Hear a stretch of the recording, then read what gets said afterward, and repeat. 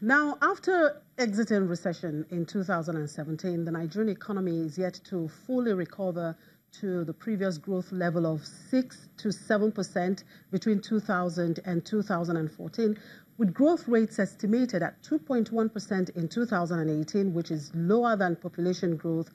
This means that Nigerians are getting poorer on the average. Indeed, the World Bank Data Lab confirms this as it reported that the largest number of extremely poor people in the world live in Nigeria. However, the Nigerian banking sector seems to have remained resilient through all the economic travail. AfroInvest, in its report of the sector, took a critical look at the sector and also considers the challenges facing the Nigerian economy and proffers an agenda for the incoming government after the general elections in 2019. And joining me now from our Abuja studios is the Managing Director, AfroInvest Securities Limited, a subsidiary of AfroInvest West Africa, Mr. Ayodeji Ebo. Good morning, Mr. Ebo. Thank you very much for joining us. Well, if you can hear me, well, I guess everybody seemed to be in Abuja at this time for the Nigerian Economic Summit. It appears the economic growth momentum has remained feeble post-recession, but the banks seem to be booking significant revenues and profitability, like we see in their recently released third quarter earnings. Is there any major correlation between the banking sector and the economy? Yeah, thanks for that, Chair Music. When you look at in terms of, we need to break down the earnings of the banks for us to know the major items that have been driving their top line, which is their gross earnings. And you look at the growth rate in 2015, the bank growth rate for their gross earnings was around 5.3%. That improved to 13% in 2016 and improved to 17% in 2017.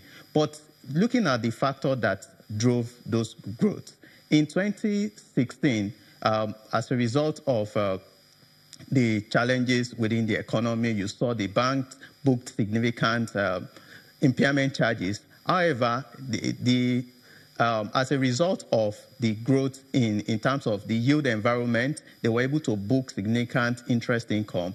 That helped in terms of to reduce that income gap that would have affected their bottom line. And in 2017, we also saw FX revaluation gains as a result of the devaluation of the Naira. And you would also look at it that for the banks, for the economy to grow, we require the bank. There's a strong correlation. However, because of some of the challenges that still remain very elevated in the major critical sectors, most of the banks have not been willing to also to drive that. Most of them have been reeling from the challenges in terms of impairment charges. The power sector is an example. They supported the privatization of the power sector a few years ago. And for a lot of the banks, they've had to restructure some of these loans because of some of the policies that that have not been working out as anticipated. So, but we wouldn't say the banks have just been booking income at the expense of the economy, but the banks have been taking advantage of opportunities, yield environment. Also, we saw the nine-month results for UBA, GT Bank, Zenith.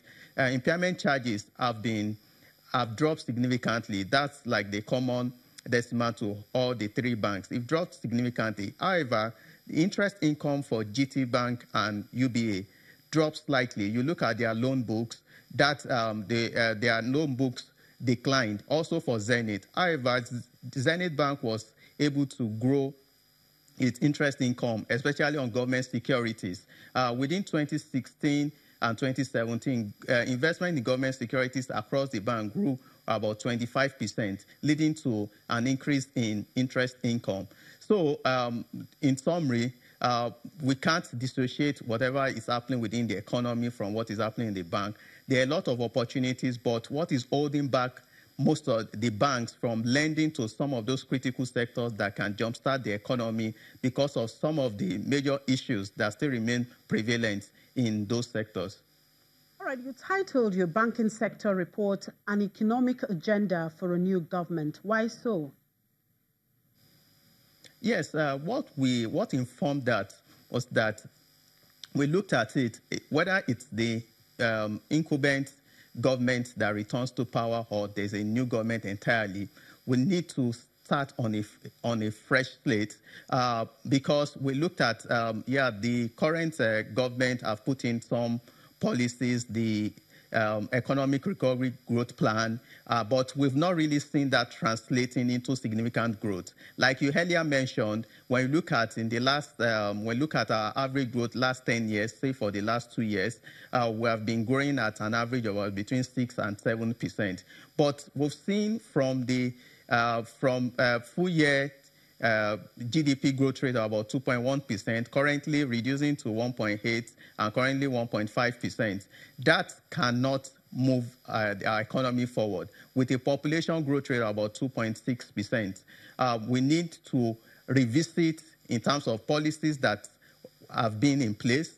For us to, for the government needs to look at that, whether it's a new government, and if it's entirely a new government, they need to rejig some of these policies for us to be able to grow at a pace that would reduce unemployment, that would improve the standard of living as much as possible, make especially a lot of our states viable.